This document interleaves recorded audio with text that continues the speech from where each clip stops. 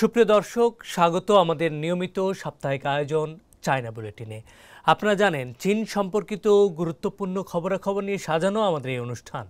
চীন আমাদের পরম বন্ধু এবং প্রতিবেশী দেশ, তাই চীনের উল্লেখযোগ্য খবরগুলো বাংলাদেশের দর্শকদের কাছে তুলে ধরতেই চায়না মিডিয়া গ্রুপ সিএমজির এই বিশেষ আয়োজন। সঙ্গে আছি আমি শাহানশা রাসেল। শুরুতেই জানব সপ্তাহের বিশেষ বিশেষ খবরগুলোর শিরোনাম। হাইনানকে চীনা আধুনিকীকরণের নিজস্ব অধ্যায় রচনার আহ্বান চীনা প্রেসিডেন্ট শি জিনপিংয়ের। অর্থনীতি এগিয়ে নিতে স্থানীয় সরকারকে আরও শক্তিশালী করছে চীন, জানালেন দেশটির প্রধানমন্ত্রী লি ছিয়াং। 2024 সালে চীনের কূটনীতির 5টি অর্জন তুলে ধরলেন পররাষ্ট্রমন্ত্রী ওয়াং ই।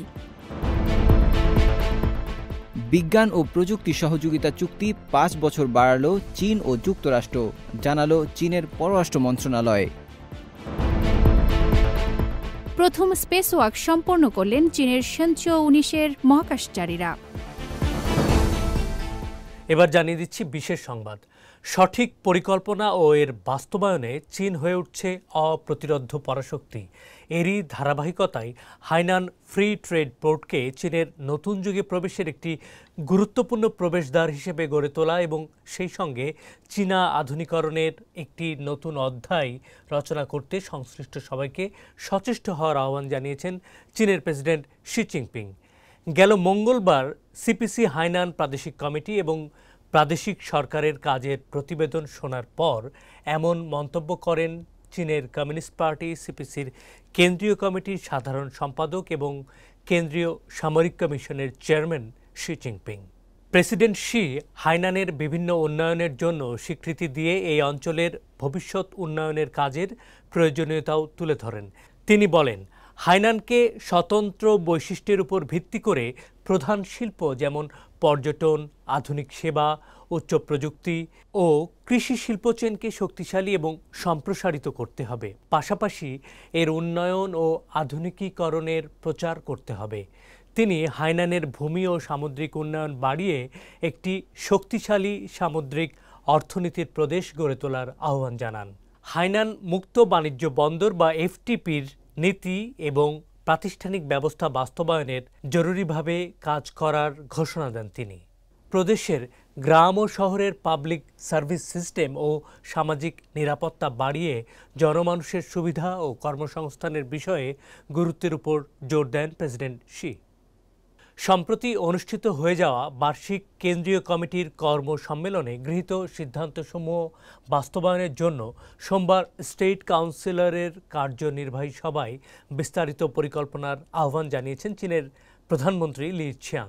সভায় সংশ্লিষ্ট কর্তৃপক্ষকে সক্রিয় হওয়ার পাশাপাশি ব্যবস্থা প্রণয়ন এবং সুশৃঙ্খলভাবে সমস্ত কাজের অগ্রগতি নিশ্চিত করতে সুস্পষ্ট টাইমলাইন ও রোডম্যাপ তৈরির জন্য আহ্বান জানানো হয়। এতে বিশেষ উদ্দেশ্যের বন্ডগুলোর ব্যবস্থাপনাকে অপটিমাইজ করার পরিকল্পনার রূপরেখা দেয়া হয় স্থানীয় সরকারকে।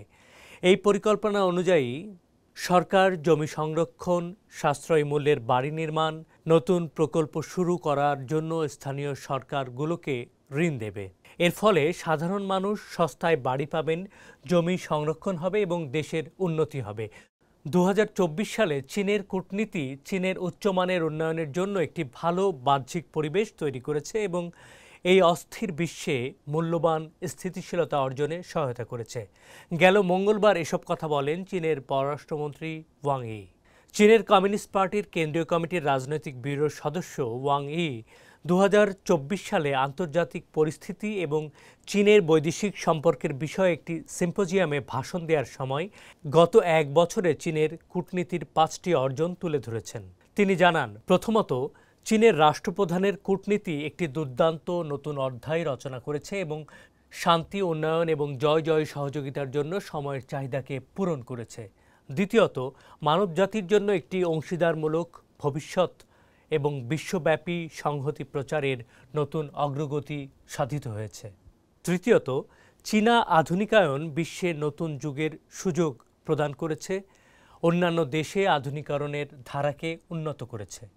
চতুর্থত, অন্যান্য উন্নয়নশীল দেশের সাথে সহযোগিতার ক্ষেত্রে নতুন উদাহরণ স্থাপন করেছে এবং গ্লোবাল সাউথের ঐক্যের ধারা বিনির্মাণ করেছে।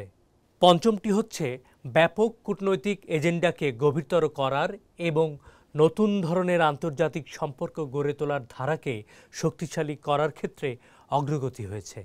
দর্শক, এই ছিল আমাদের এবারের আয়োজনে। অনুষ্ঠানটি সামাজিক যোগাযোগ মাধ্যমে দেখতে ভিজিট করুন www.facebook.com/cmg বাংলা এবং ইউটিউব চ্যানেল সিএমজি বাংলাতে। আবারও দেখা হবে আগামী সপ্তাহের একই দিনে একই সময়ে। দেখার আমন্ত্রণ চাইছেন।